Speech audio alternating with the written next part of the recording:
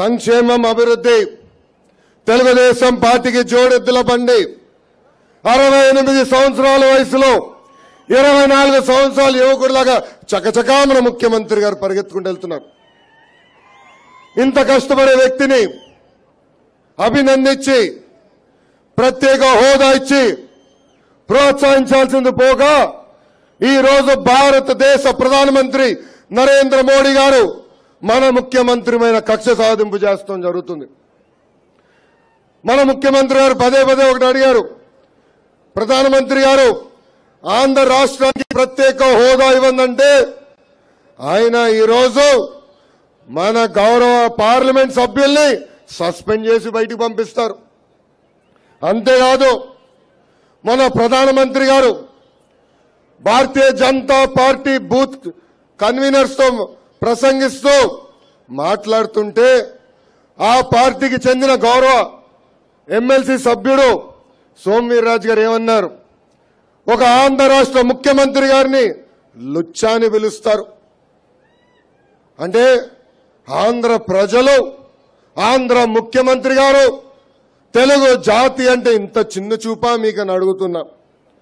ఇంతేకాదు ప్రత్యేక హోదా కోసం మనం ఢిల్లీలో పోరాడుతుంటే ఏకంగా లాఠీ చార్జే చేస్తారు మన పైన. ఇంకో పక్కన డావోస్కి మన ముఖ్యమంత్రి గారు వెళ్లాలని నిర్ణయం తీసుకున్న తర్వాత అక్కడున్న పారిశ్రామికవేత్తల చేత పెద్ద ఎత్తున ఆంధ్ర రాష్ట్రానికి పెట్టుబడి తీసుకురావాలని ఒక కార్యక్రమం పెట్టుకుంటే దానికి పర్మిషన్ ఇవ్వరు. అంతెందుకు రిపబ్లిక్ డే కార్యక్రమం కోసం శకటము కూడా పెట్టినీరు. ఇది కక్ష సాధింపు అవునా కాదా? ఇది కక్ష సాధింపు అవునా కాదా అని ఒక్కసారి మీరందరూ ఆలోచించాలా. రైల్వే జోన్ గురించి అడిగితే ఈడీ కేసులు పెడతారు. కడప ఉక్కు ఫ్యాక్టరీ గురించి అడిగితే ఐటీ దాడులే చేస్తారు.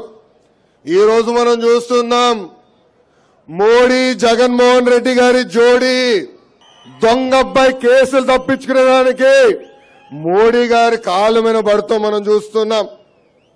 మోడీ గారు మనందరికీ ఏం చెప్పారు, అవినీతి పరులు ఉండేదానికి లేదు, ప్రధానమంత్రి అయిన వెంటనే మొదటి 100 రోజుల్లో అవినీతి పరుల్ని జైల్లో పెడతానని. కానీ దొంగబ్బాయి జైల్లో ఉన్నాడా? లేదు, హాయిగా తిరుగుతున్నారు. అంతేకాదు అనేక కార్యక్రమాలు ఈరోజు వాళ్ళు కలిసికట్టుగా భారతీయ జనతా పార్టీ వైకాపా పార్టీ ముందరికెళ్తున్నారు. వార్తావాణి న్యూస్ ఛానల్ ఎప్పటికప్పుడు రాజకీయ, సినీ విశేషాలు, స్పోర్ట్స్ మరియు సాంకేతిక పరమైన మరెన్నో విషయాలను మన ముందుకు తెస్తుంది. మరింత సమాచారం కొరకు వార్తావాణి న్యూస్ ఛానల్ ని సబ్స్క్రైబ్ చేయండి.